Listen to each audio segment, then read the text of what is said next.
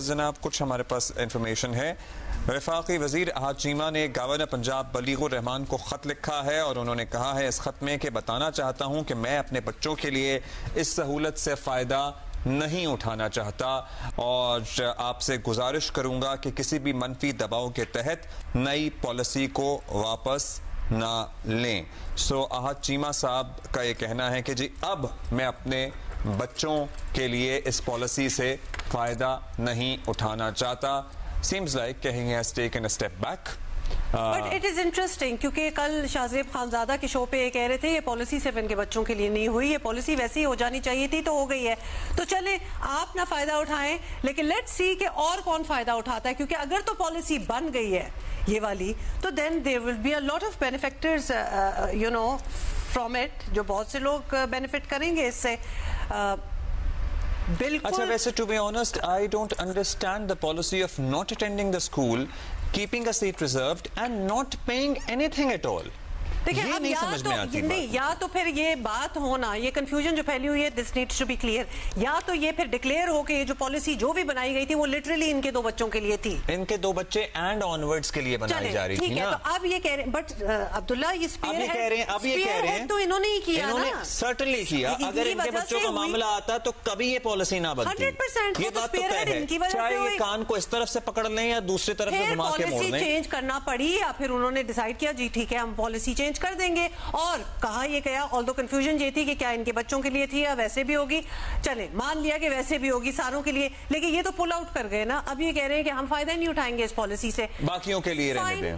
Fine, let's see कि बाकियों के लिए ये अब कितनी मुस्बत साबित मुझे लगता है कि बोर्ड जो है वो दोबारा इस पे बैठेगा और फिर कुछ तय करेगा। Because and don't be surprise अगर ये पूरी पॉलिसी रिवर्स हो जाए, because it does not make any sense कि हमने आना भी नहीं है स्कूल क्योंकि हम कहीं और जा रहे हैं और हमारी सीटें भी पक्की रखी हैं और हम ₹1 भी नहीं देंगे। देयर हैज टू बी, अगर not full fee, there has to be some percentage of it.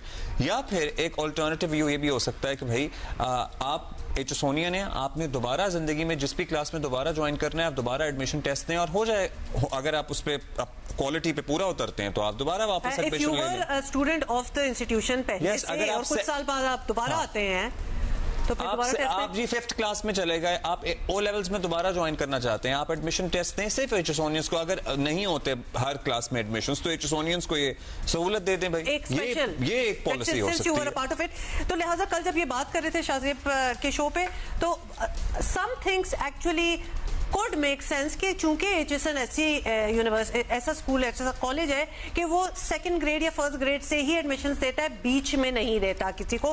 वो ही बच्चे होते हैं जो आगे तक जाते हैं, इसलिए जब लोग डेपुटेशन पे कहीं चले जाते हैं, पोस्टिंग्स हो जाती है तो बड़ा मुश्किल होता है पेरेंट्स के लिए।